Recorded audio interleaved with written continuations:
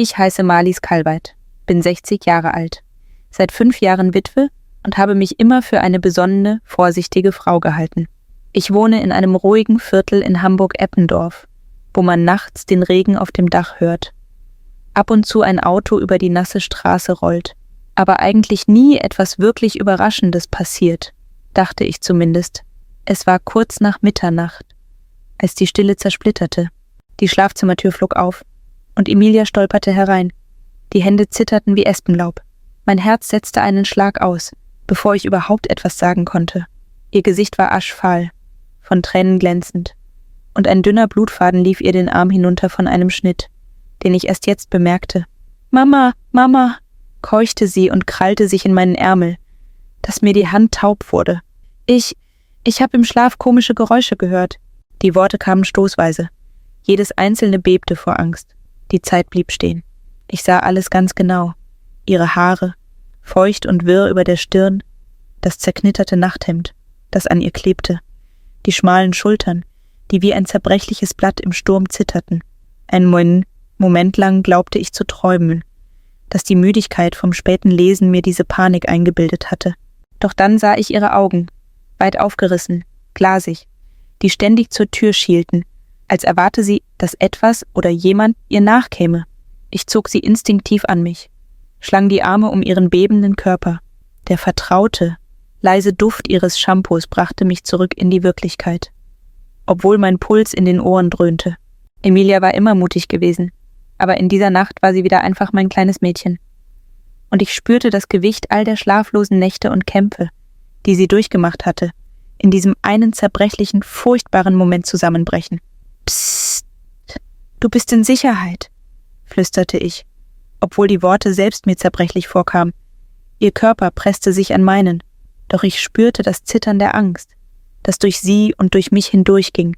Etwas war passiert, etwas stimmte nicht.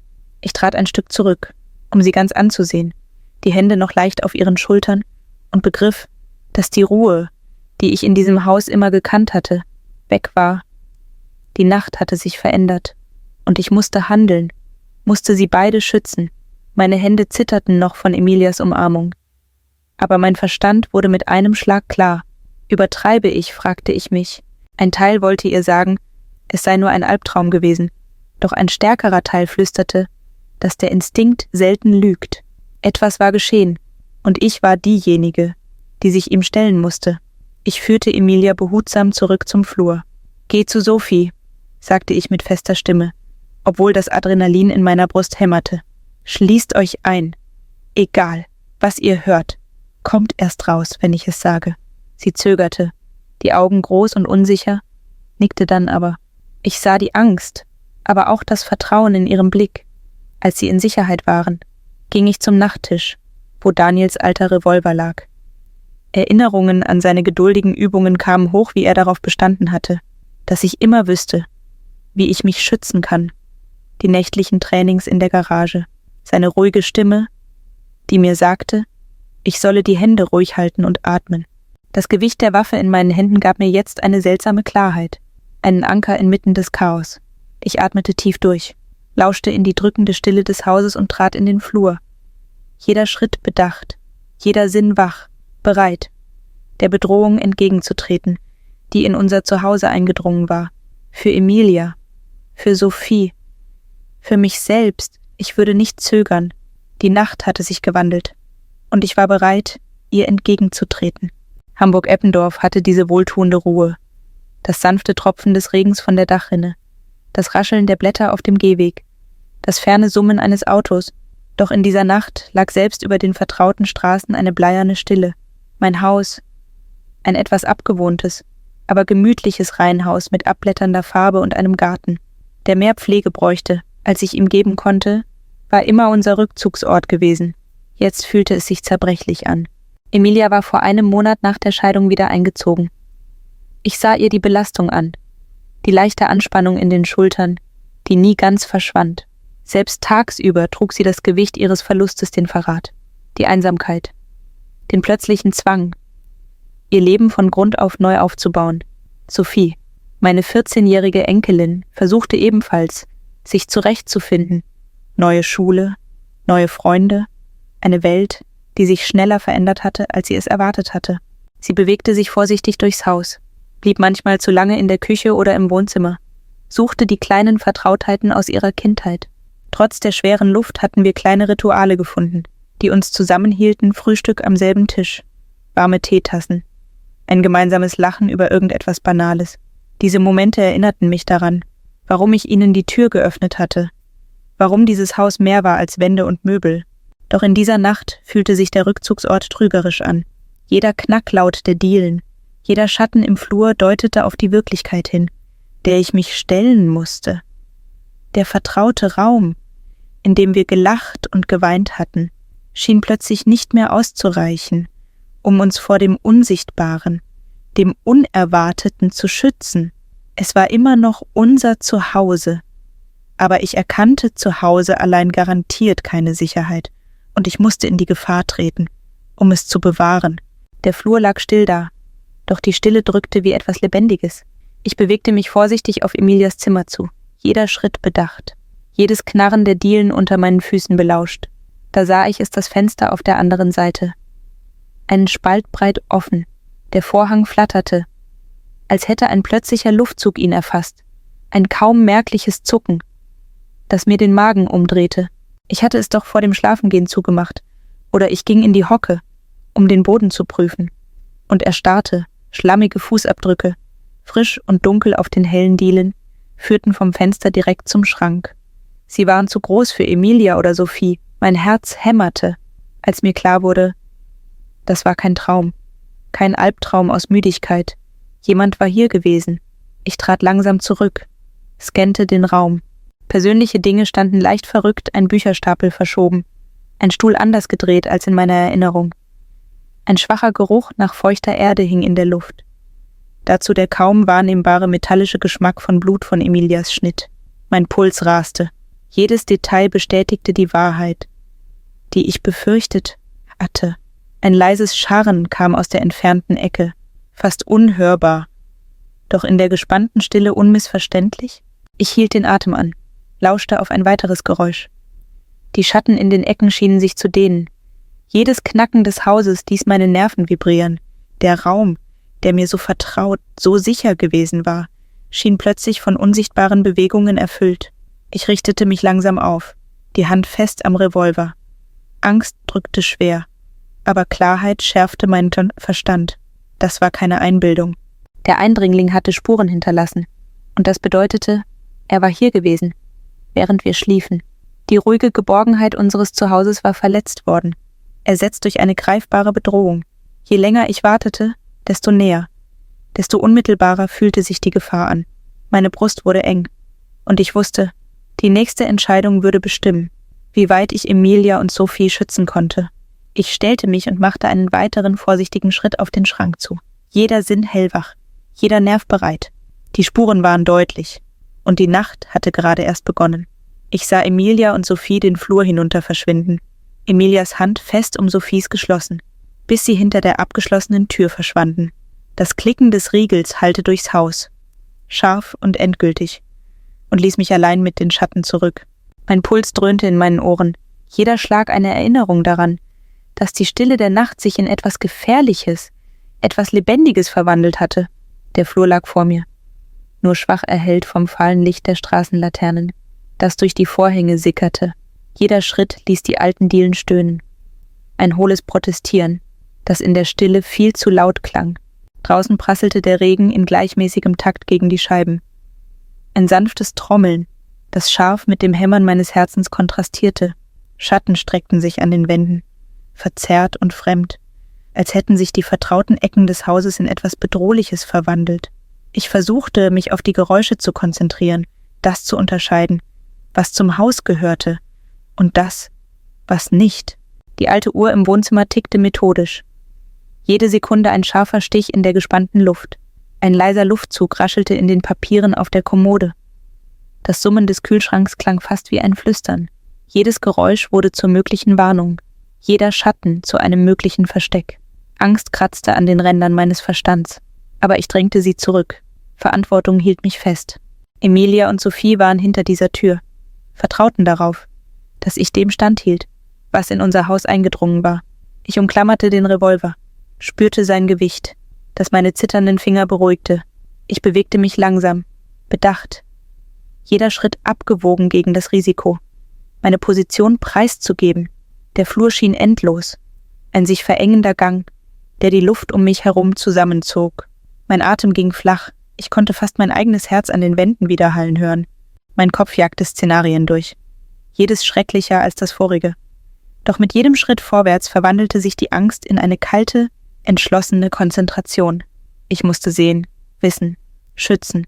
Als ich Emilias Tür erreichte, drängten sich die Spuren des Einbruchs, das offene Fenster, die Fußabdrücke, in meine Erinnerung. Ich straffte die Schultern, hob den Revolver leicht an, bereit, dem zu begegnen, was jenseits dieser Schwelle lauerte.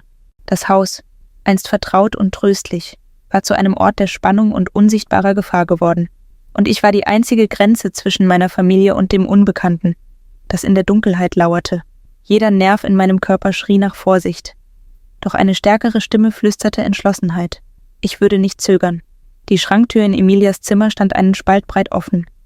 Ein schmaler Schlund aus Dunkelheit, der wie eine Wunde im vertrauten Raum gähnte. Ich erstarrte im Türrahmen, den Revolver ruhig in den zitternden Händen und zwang mich zum Atmen. Der schwache, muffige Geruch alter Mäntel mischte sich mit einem metallischen Gestank, der mir den Magen umdrehte. Jeder Instinkt schrie Gefahr. Ich trat näher, jede Bewegung bedacht. Meine Augen gewöhnten sich an das schwache Licht der Straßenlaternen, das durch die Vorhänge sickerte. Schatten klebten in den Ecken des Schranks, bewegten sich kaum merklich, als wäre die Dunkelheit selbst sich meiner Anwesenheit bewusst.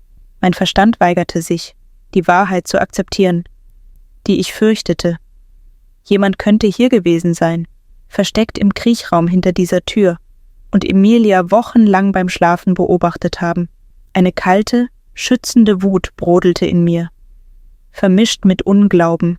Wie konnte jemand unser Zuhause so vollständig verletzen? Wie konnte er die Sicherheit meiner Tochter und Enkelin mit solch berechneter Geduld zerstören?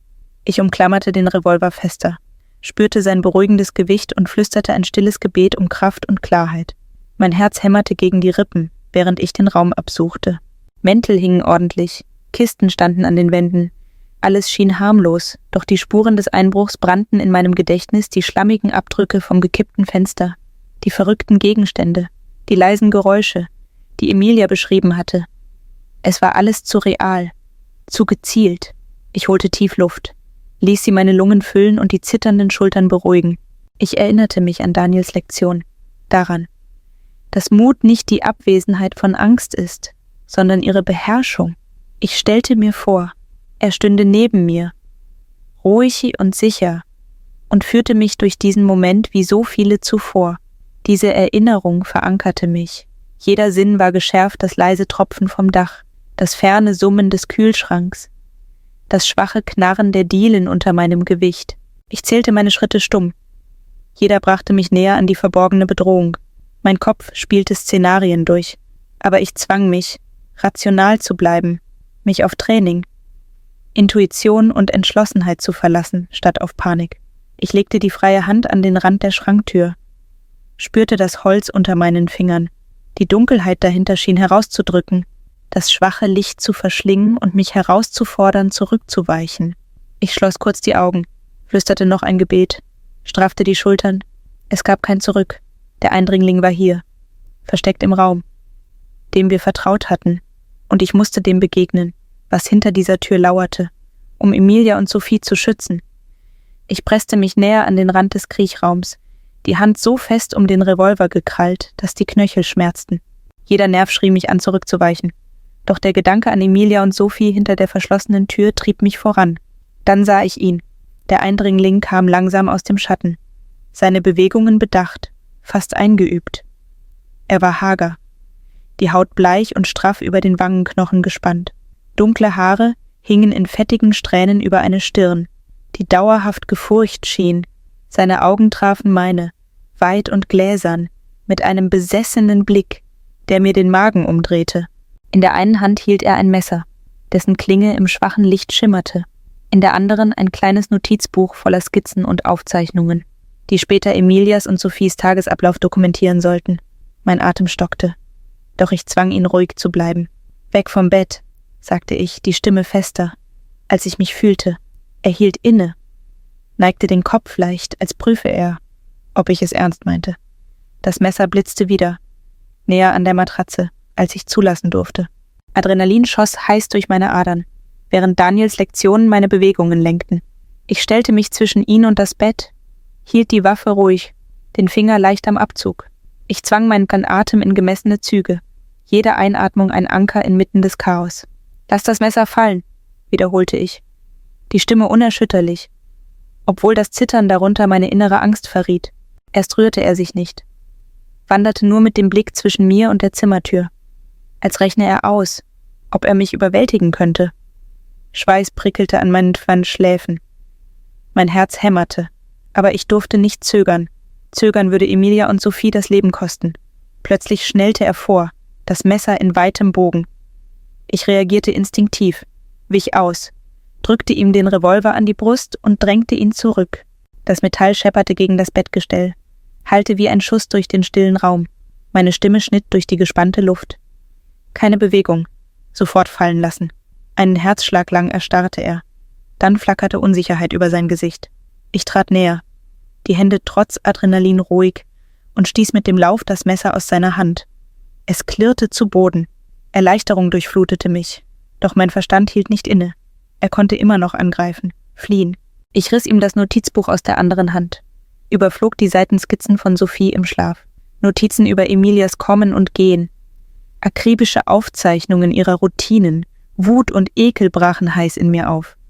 Das war keine zufällige Bedrohung, das war geplant, besessen, auf die schlimmste Weise intim. Ich drängte ihn in die Ecke, hielt ihn mit dem Revolver in Schach, während meine Stimme ruhig, fest und befehlend blieb. »Du wirst ihnen nichts tun. Weg von allem und dableiben.« Seine Augen huschten zwischen Waffe und mir hin und her. Das Messer verlassen am Boden. Seine Fassung brach unter dem Gewicht meiner Entschlossenheit. Jeder Muskel in meinem Körper war gespannt. Jeder Instinkt fokussiert.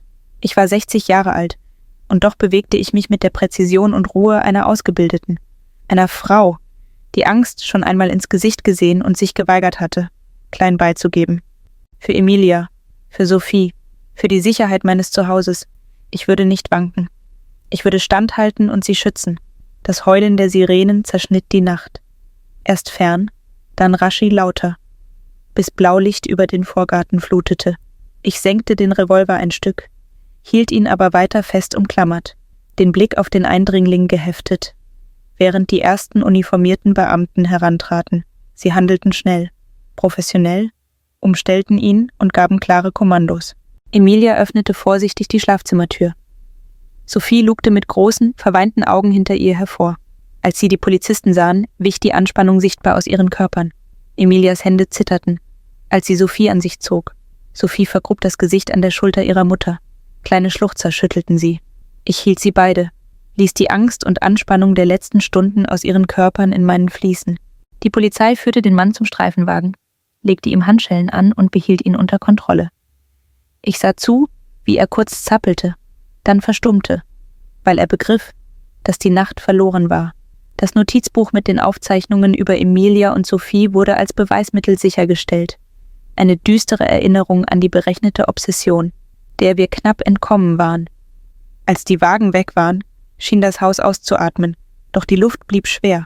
Jedes Knarren der alten Dielen, jedes Flüstern des Windes an den Fenstern erinnerte daran, dass die körperliche Gefahr zwar vorbei war, das Gefühl der Verletzung aber blieb. Ich ging durch die Räume, prüfte Schlösser, Fenster, Türen, sicherte jeden möglichen Zugang. Emilia und Sophie blieben dicht bei mir, lehnten sich an mich, als könnte allein meine Nähe sie vor den Erinnerungen dieser Nacht schützen. Ihre Erleichterung war greifbar, doch Schatten der Angst klebten noch an ihren Gesichtern. Wir waren in Sicherheit, ja, aber die Stille des Hauses trug nun das Gewicht dessen, was geschehen war. Ich führte sie ins Wohnzimmer, hüllte sie in Decken und heißem Tee. Ich blieb wachsam, wusste, dass der eigentliche Prozess, die Wiedereroberung von Frieden und Geborgenheit, länger dauern würde. In der nächtlichen Stille hielt ich sie fest und versprach Schutz, Trost und die langsame Rückkehr zur Normalität. Am nächsten Morgen ging ich langsam durchs Haus, prüfte jedes Schloss, jedes Fenster und sicherte schließlich den Kriechraum hinter Emilias Schrank. Das Haus. einst Symbol für Geborgenheit, stand nun als Mahnung zu Wachsamkeit und Aufmerksamkeit. Jeder Riegel, jeder Haken war eine leise Bestätigung, dass wir die Kontrolle zurückerobert hatten. Emilia gesellte sich im Wohnzimmer zu mir, die Hände noch leicht zitternd, während sie eine Decke um Sophie legte. Ich erklärte ruhig, wie wichtig es ist, wachsam zu bleiben, kleine Veränderungen zu bemerken und dem Instinkt zu vertrauen. Sophie nickte ernst, die kleinen Hände in die Decke gekrallt, nahm jedes Wort mit großen, aufmerksamen Augen auf. Wir sprachen über Mut, nicht die Abwesenheit von Angst, sondern die Entscheidung, trotz ihr zu handeln. Ich lobte Emilia und Sophie für ihre Fassung und ihr Vertrauen, erinnerte sie daran, dass Tapferkeit oft in leisen, bedachten Schritten liegt, genauso wie in großen Gesten. Ihre kleinen Lächeln und das vorsichtige Lachen beruhigten mich. Die Nacht hatte unsere Bindung im Feuer geschmiedet und gestärkt. Als das Nachmittagslicht durch die Fenster fiel, erfüllte wieder Wärme die Räume. Wir hatten überlebt, gelernt und waren gewachsen. Die Nacht hatte Narben hinterlassen. Ja, aber auch ein tieferes Verständnis füreinander. Ein erneuertes Gefühl von Familie und das Wissen, dass wir gemeinsam jeder Herausforderung begegnen konnten, die noch kommen mochte.